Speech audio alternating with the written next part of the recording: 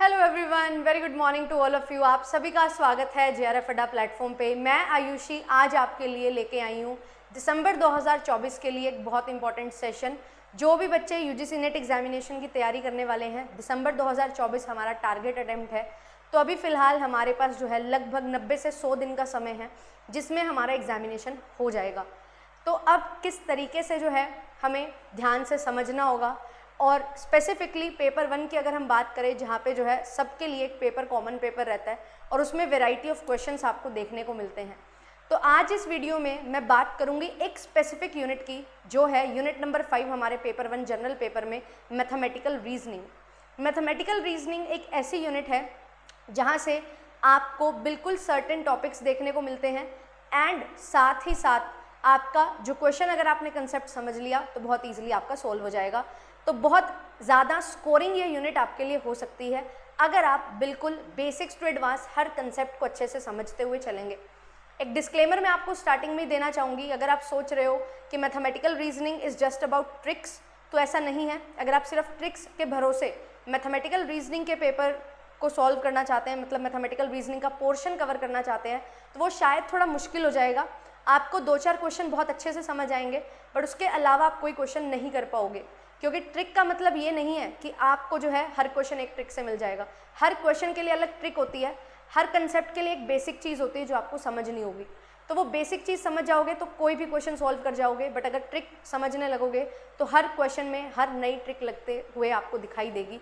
तो ये चीज़ make sure करिएगा कि मैथमेटिकल रीजनिंग स्कोरिंग यूनिट तभी हो सकती है जब आप उसको बहुत अच्छे से पढ़ते हो और समझते हो।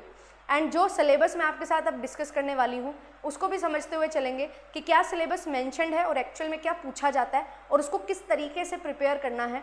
वो सारी चीज़ें इस वीडियो में मैं आपके साथ डिस्कस करूँगी।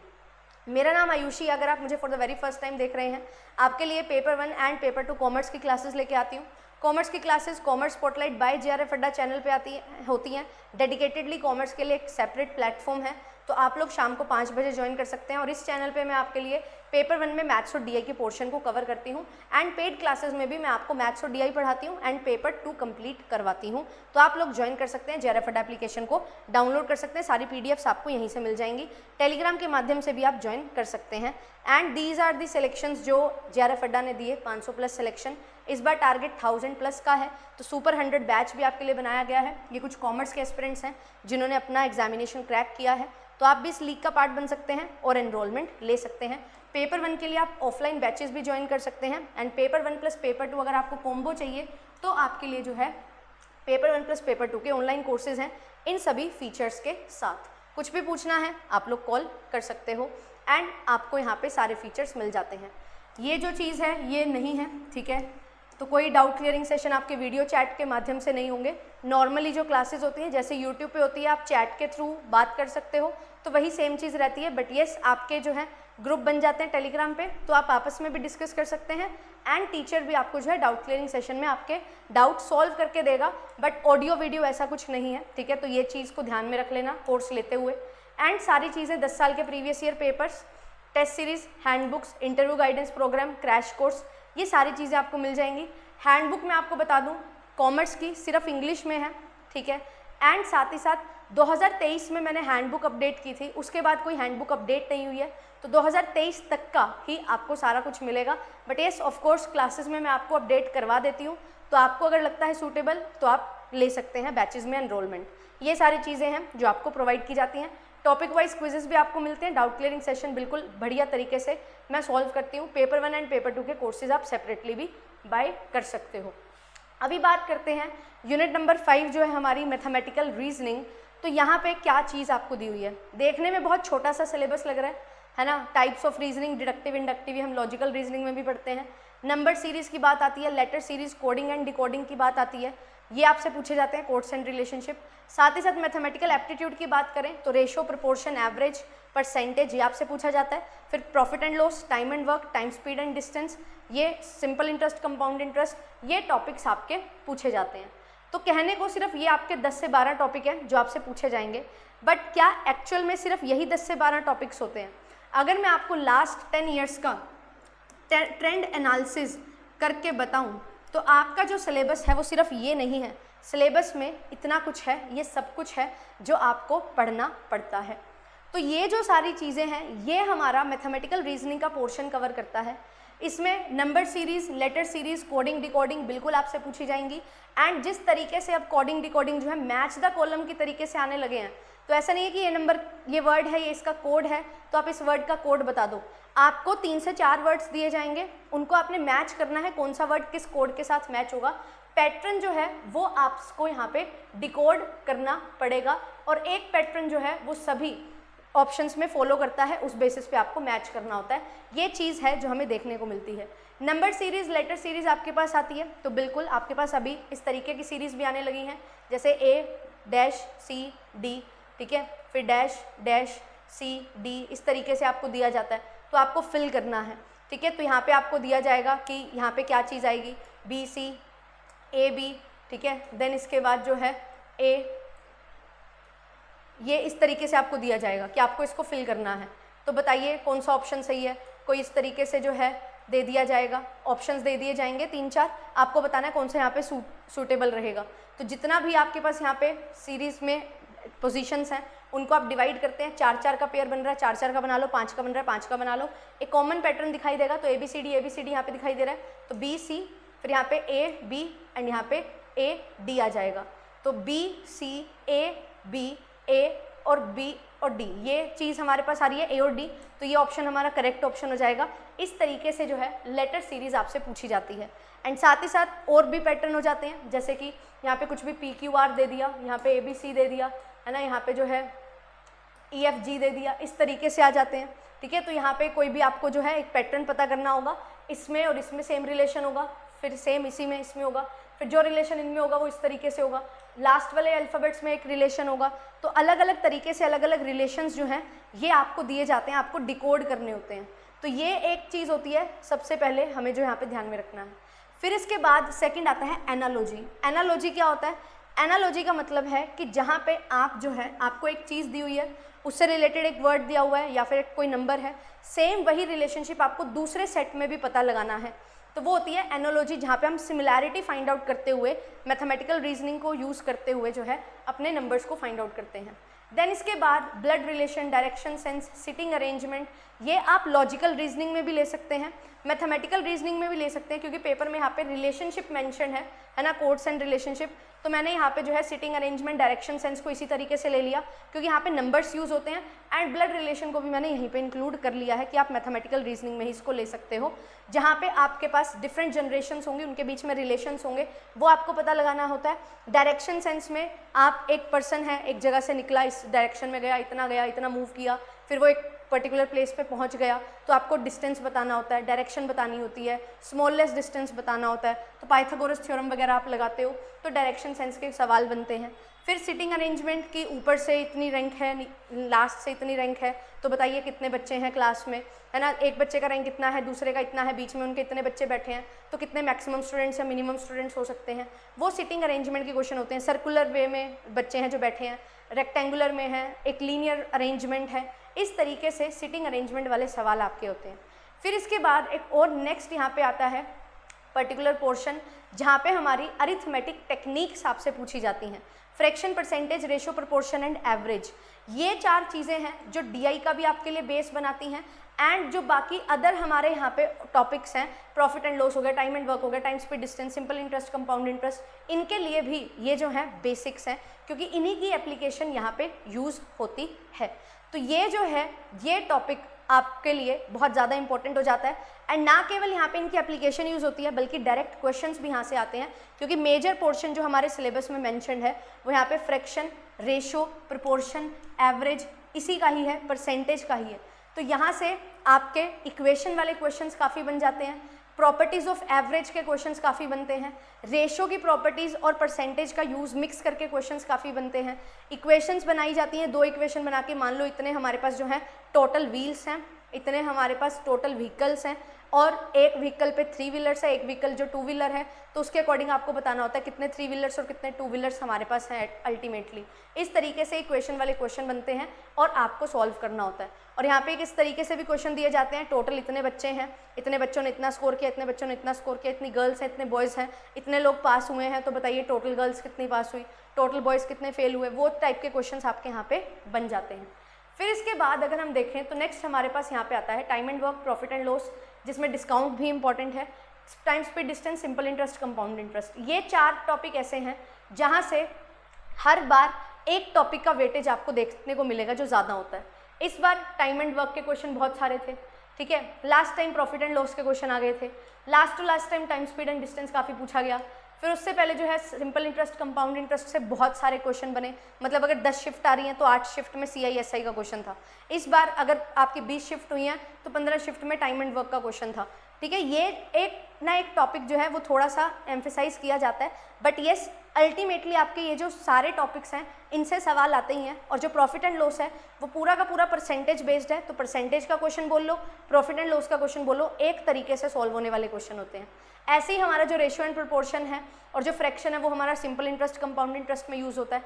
हमारा जो परसेंटेज है, एवरेज है, फ्रैक्शन है, ये हमारे टाइम एंड वर्क और टाइम, स्पीड एंड डिस्टेंस में भी होते हैं, क्योंकि जो टाइम, स्पीड एंड डिस्टेंस है ये 3 बेसिक फॉर्मूला पे चलता है। डिस्टेंस जो है वो स्पीड इंटू टाइम होगा, स्पीड जो है वो डिस्टेंस ओवर टाइम होगा, एंड टाइम जो है वो speed over distance over speed होगा। ये चीज़ें जो है ये हमारे पास रहती हैं। इसी तरीके से आप इस चीज़ को कवर करते हुए चलते हो, इनकी हेल्प से ये टॉपिक्स कवर होते हैं। बट येस इनका जो मेन मीनिंग है, क्यों एक पर्टिकुलर टॉपिक को पढ़ा जा रहा है, क्या उसका मेन ऑब्जेक्टिव है उस टॉपिक का, वो समझना बहुत ज़्यादा ज़रूरी है, तभी आप इन चीज़ों को अप्लाई कर पाओगे। तो यहाँ पे जो टाइम वर्क है इसका रिलेशन एफिशिएंसी के साथ, टाइम, स्पीड और डिस्टेंस का रिलेशन, CISI में किस तरीके से जो है कैलकुलेशन होती है, कैसे ब्याज पे ब्याज लगता है, कंपाउंड इंटरेस्ट में, सिंपल इंटरेस्ट में नॉर्मली लगता है, वो चीज़ हम देखते हैं। और यहाँ पे जो है टाइम, स्पीड एंड डिस्टेंस मैंने बता दिया। प्रॉफिट एंड लॉस में कितनी वैल्यू पे वैल्यू को इंक्रीज़ किया जा रहा है, फिर डिक्रीज़ किया जा रहा है। इनके बीच बीच में जो है आपको शॉर्टकट मिलेंगे, जैसे AB फॉर्मूला हम यूज़ करते हैं जहाँ पे नेट इफेक्ट निकल जाता है, जो आप बहुत ईजिली यूज़ कर सकते हो। बट उसके लिए आपको पहले बेसिक को क्लियर करना बहुत ज़्यादा ज़रूरी है, तभी आप उस ट्रिक को अप्लाई कर पाओगे। और वो ट्रिक सिर्फ ऐसा नहीं है कि सिर्फ एक चीज़ में अप्लाई होती है, जो ये हमारी अरिथमेटिक टेक्निक्स हैं इन्हीं से ही ट्रिक्स निकल के आती हैं, और वो एक टाइप ऑफ क्वेश्चन पे अप्लाई होती हैं। वो टाइप ऑफ क्वेश्चन अब CISI का भी हो सकता है, वो हमारा जो है टाइम एंड वर्क का भी हो सकता है, वो प्रॉफिट एंड लॉस का भी हो सकता है, कोई दिक्कत वहाँ पे नहीं है। फिर इसके बाद यहाँ पे जो है आते हैं हमारे नए एडवांस टॉपिक्स, जैसे मिक्सचर एंड एलिगेशंस, ठीक है। ये जो है ये क्वेश्चन 1-2 शिफ्ट में पूछ लिया जाता है। वेन डायग्राम वाले सवाल आ जाते हैं कि टोटल इतने लोग हैं, इतने लोग जो है हिंदी न्यूज़पेपर पढ़ते हैं, इतने लोग इंग्लिश न्यूज़पेपर पढ़ते हैं, कुछ लोग हैं जो हिंदी और इंग्लिश दोनों न्यूज़पेपर पढ़ते हैं, हिंदी और इंग्लिश कॉमन हो गया, तो आपको बताना है टोटल लोग कितने हैं। इस तरीके के सवाल वेन डायग्राम में बनते हैं। देन इसके बाद कैलेंडर, क्लॉक से अभी जो है 2 से 3 बार से अभी पेपर में नहीं आ रहे हैं क्वेश्चन, पर यहाँ से जो है 2020-21 में काफ़ी क्वेश्चन बने थे, तो clock and calendar topic important हो जाते हैं। क्यूब एंड डाइस से क्वेश्चन जो है बहुत रेयर बने हैं, बट 1-2 क्वेश्चन बने हैं। और पहले अगर मैं 10 साल की बात कर रही हूँ तो पहले ये क्वेश्चन ज़्यादा बनते थे, 2016, 17, 18, 19 इस टाइम में ये क्वेश्चन ज़्यादा हुआ करते थे। अब जो है हमारे और टॉपिक भी टच किए जा रहे हैं, जैसे कि अरिथमेटिक प्रोग्रेशन। ये वाला जो टॉपिक है ये हमारा बहुत ज़्यादा निकल के आ रहा है। साथ ही साथ और मैं अगर बात करूँ तो आपको इक्वेशंस दे दी जाती हैं, जहाँ पे आपकी जो है एल्जेब्रिक आइडेंटिटीज़ का आप यूज़ कर सकते हो एंड अपने क्वेश्चन को सॉल्व कर सकते हो। तो जो एल्जेब्रिक आइडेंटिटीज़ होती हैं, जैसे कि a+b का होल स्क्वायर है ना, a² + b² + 2ab, ये हम करते हैं। ऐसे ही a-b का होल स्क्वायर होता है, ऐसे ही a² - b², a + b + c का होल स्क्वायर, a-b का होल क्यूब, a + b का होल क्यूब। इस तरीके से जो डिफरेंट आइडेंटिटीज़ हैं उनके थ्रू इक्वेशंस आपको दी जाती हैं, उनको आपने सिंप्लीफाई करना होता है, ठीक है। न्यूमरेटर में कोई वैल्यू दे दी, डिनोमिनेटर में वैल्यू दे दी, आपको सॉल्व करके वैल्यू बतानी है। तो इस टाइप के क्वेश्चंस जो हैं ये अभी रिसेंटली जो है 3-4 साल से ऐड होने स्टार्ट हो रहे हैं। तो आपको ये चीज़ मेक श्योर करनी पड़ेगी कि आप जब मैथमेटिकल रीजनिंग को अच्छे से पढ़ रहे हो तो दीज आर दी टॉपिक्स जो मस्ट टू डू हैं। मैं इसको यहाँ पे हाईलाइट कर देती हूँ, दीज आर दी टॉपिक्स जो मस्ट टू डू हैं, इनको तो आप छोड़ ही नहीं सकते, ठीक है। इन टॉपिक्स को तो आप छोड़ ही नहीं सकते। But there are some topics which you should do, जिससे आपको जो है JRF मिलेगा, ज़्यादा आप कर पाओगे, वो शुड डू वाले जो टॉपिक हैं वो हमारे ये हैं, वेन डायग्राम वाले, mixture allegation, calendar, clock, cube and dice, miscellaneous में अरिथमेटिक, आइडेंटिटी वाले क्वेश्चन। अरिथमेटिक प्रोग्रेशन ऐसा नहीं है कि इसका एक अलग तरीके का क्वेश्चन होता है, ये भी एक टेक्निक है। मिक्सचर एंड एलिगेशन भी एक टेक्निक है जहाँ पे आप एक टाइप ऑफ क्वेश्चंस को सॉल्व कर सकते हैं, जैसे एवरेज, परसेंटेज, रेशियो, प्रोपोर्शन और हमारा जो फ्रैक्शन है वो टेक्निक्स है। वैसे ही मिक्सचर एलिगेशन और अरिथमेटिक टेक्निक, जो अरिथमेटिक प्रोग्रेशन है वो भी एक टेक्निक है जो आपसे पूछी जाती है। और एक चीज़ मैं और इसमें ऐड ऑन करना चाहूँगी, वो क्या है, वो है हमारा स्टैटिस्टिकल पोर्शन। अगर आप देखो स्टैटिस्टिकल पोर्शन को, तो अगर हम बात करें रिसर्च की, ठीक है, तो स्टैटिस्टिकल पोर्शन जो है ये हमारा बनता है, मैथमेटिकल रीजनिंग में भी बन सकता है और हमारा ये रिसर्च एप्टीट्यूड में भी बन सकता है एज अ न्यूमेरिकल पोर्शन। तो न्यूमेरिकल पोर्शन के तौर पे हम लेके चलें तो बिल्कुल सही है, क्योंकि रिसर्च में हमारे पास रिसर्च मेथोडोलॉजी हम पढ़ते हैं, साथ ही साथ आपके जो मेजर ऑफ सेंट्रल टेंडेंसी है, मेजर ऑफ डिस्पर्जन है, वहाँ से सवाल आने लगे हैं, कोरिलेशन रिग्रेशन से सवाल आने लगे हैं न्यूमेरिकल। बट ये सारी चीज़ें आप मैथमेटिकल रीजनिंग में मीन, मोड, मीडियन के तौर पर जो है यहाँ पे कवर कर सकते हो। Standard deviation, variance, coefficient of variance, इस तरीके से भी आप कवर कर सकते हो। इस बार जो पेपर हुआ भी है ना, 21, 22, 23 वालों की आंसर की आई है, तो उसमें जो है कोफिशिएंट ऑफ वेरिएशन को इंक्रीजिंग ऑर्डर में अरेंज करना था और आपके पास जो है मीन और स्टैंडर्ड डेविएशन की वैल्यू दी हुई थी। तो कोफिशिएंट ऑफ वेरिएशन क्या होता है, standard deviation by mean into 100। आपने हर वैल्यू को सॉल्व करना था, 4 वैल्यूज आएंगी, चारों को अरेंज करना था। तो ये जो है ये आपका, मैं बोलूँगी रिसर्च एप्टीट्यूड में का जो न्यूमेरिकल पोर्शन है वहाँ से आता है। बट येस, आप इसको मैथमेटिकल रीजनिंग में या मैथ्स में हम बोल सकते हैं, मैथमेटिकल एप्टीट्यूड में ले सकते हो, बट क्योंकि डिफाइंड नहीं है हमारे सिलेबस में तो रिसर्च की तरफ ही थोड़ा ज़्यादा इंक्लाइंड होता है। तो रिसर्च एप्टीट्यूड में ही है जो measure of central tendency, measure of dispersion, correlation, regression, ये प्रोबेबिलिटी भी आ सकती है, थोड़े थोड़े टॉपिक्स आपसे पूछे जाते हैं। तो ये मेक श्योर करिएगा कि क्योंकि हम प्रोबेबिलिटी डिस्ट्रीब्यूशन, नॉर्मल कर्व पढ़ते हैं, स्क्यूड, अनस्क्यूड है ना, skewed curve, symmetric curve, asymmetric curve है ना, कुर्टोसिस, ये सारी चीज़ें पढ़ते हैं। तो ये सारा रिसर्च एप्टीट्यूड में ही कवर होगा, स्टैटिस्टिक्स वाला पोर्शन। तो ये चीज़ें हैं जो नई उभर के आ रही हैं। आपको देखने में लगता है कि ये तो मैथ्स है, बट ये स्टैट्स का न्यूमेरिकल पोर्शन है, ठीक है। मैथ्स से ही स्टैट्स निकला है, ऑब्वियसली मैथ्स से बहुत सारी ब्रांचेस निकली हैं, तो स्टैट्स उनमें से एक है, बट ये रिसर्च एप्टीट्यूड के साथ आता है। तो ये चीज़ आपको ध्यान में रखनी है। प्रीवियस 10 ईयर्स में क्या क्या चेंजेस आए हैं वो मैंने आपको बताया, किस तरीके के अब क्वेश्चन आने लगे हैं वो मैंने आपको बताए। तो ये चीज़ आपको ध्यान में रखनी है। ब्लड रिलेशन वाले क्वेश्चन इस बार नहीं देखने को मिले, सिटिंग अरेंजमेंट वाले क्वेश्चन इस बार नहीं देखने को मिले, डायरेक्शन सेंस वाले क्वेश्चन इस बार नहीं देखने को मिले, है ना। एज वाला भी एक टॉपिक होता है, वो भी आप यहाँ पे ऐड ऑन कर लो, वो भी इस बार ज़्यादा खास देखने को नहीं मिला। पर ये जो टॉपिक्स हैं ये प्रीवियसली आ भी रहे हैं, ठीक है। एज वाला टॉपिक और ऐड कर लो, यहाँ से भी काफ़ी सवाल हैं जो हमारे बनते हैं। तो एज में एवरेज ये का यूज़ जो है थोड़ा ज़्यादा हो जाता है। तो ये टाइप के हमारे टॉपिक्स हैं जिनको आपने कवर करना है। सिलेबस में बहुत कम दिया हुआ है, बट एक्चुअल में बहुत कुछ है जो आपसे पूछा जाता है, बहुत सारे हिडन टॉपिक्स निकल के आते हैं। और ये ओवर द टाइम धीरे धीरे जैसे जैसे आप आगे बढ़ते रहोगे वैसे वैसे लेवल थोड़ा बढ़ता रहता है, वैसे वैसे थोड़ा इन डेप्थ और उसके आसपास के टॉपिक्स को टच किया जाता है एनटीए के द्वारा भी। वही चीज़ है जिसकी वजह से ये चीज़ें निकल के आ रही हैं। आई होप कि मैं इस छोटी सी वीडियो में एक बेसिक क्लैरिटी आपको दे पाई हूँ कि किस तरीके से कौन से पोर्शन है जो आपको टच करने हैं और कौन सा पोर्शन किस तरीके से आएगा, किस यूनिट में आएगा, ये भी आप अच्छे से समझ सको। तो आपके लिए क्लासेस जो हैं बहुत जल्द स्टार्ट होने वाली हैं। पेड में मैंने ऑलरेडी आज से ही क्लासेस हैं जो स्टार्ट की हैं। 3 बजे आपके लिए जो है सेशन होगा, ठीक है, पेड क्लासेस में। एंड वहाँ पे जो है हम अच्छे से पूरा मैथमेटिकल रीजनिंग जो है उसको बिल्कुल बेसिक से एडवांस करते हुए चलेंगे। डेली 1 घंटे की क्लास, आधा घंटा प्रैक्टिस सेशन, 10 क्वेश्चन क्विज के, बहुत सॉर्टेड तरीके से आपकी तैयारी है जो मैथमेटिकल रीजनिंग की हो जाएगी। अभी फ़िलहाल जो है मैं चलती हूँ, मिलेंगे आपसे नेक्स्ट सेशन में। और अगर आप पेड बैचेस में ज्वाइन करना चाहते हैं तो you can join. Only paper 1 के लिए भी, ओनली पेपर 2 या पेपर 1 प्लस पेपर 2 कॉम्बो लेना चाहते हो तो ले सकते हो। आप लोग कॉल कर सकते हैं सपोर्ट नंबर पे, ठीक है। आज के लिए इतना ही। आई होप कि आपको क्लैरिटी मिली होगी। कमेंट सेक्शन में ज़रूर बताना कि आपको किस तरीके से जो है हेल्प चाहिए, किस तरीके का आप चाहते हो कि मैथमेटिकल रीजनिंग में क्या चीज़ आप और समझना चाहते हो, सो दैट पढ़ाई स्टार्ट करने से पहले एक बेसिक अंडरस्टैंडिंग हो। मैं अपनी तरफ से पूरी कोशिश करती हूँ कि आपको हर चीज़ बता सकूँ, समझा सकूँ, सो दैट आप उसके लिए प्रिपेयर अच्छे से कर सको, और यही एक एफर्ट आपके लिए मैंने इस वीडियो के माध्यम से भी किया है। आई होप आप सभी को ये चीज़ पसंद आई होगी, एंड वीडियो को लाइक शेयर ज़रूर करिएगा, चैनल को सब्सक्राइब कर लीजिएगा। आपके लिए डेली जो है क्लासेस बहुत जल्द स्टार्ट होने वाली हैं और बहुत अमेजिंग तरीके से आपकी पढ़ाई चलने वाली है। All the very best, thank you so much.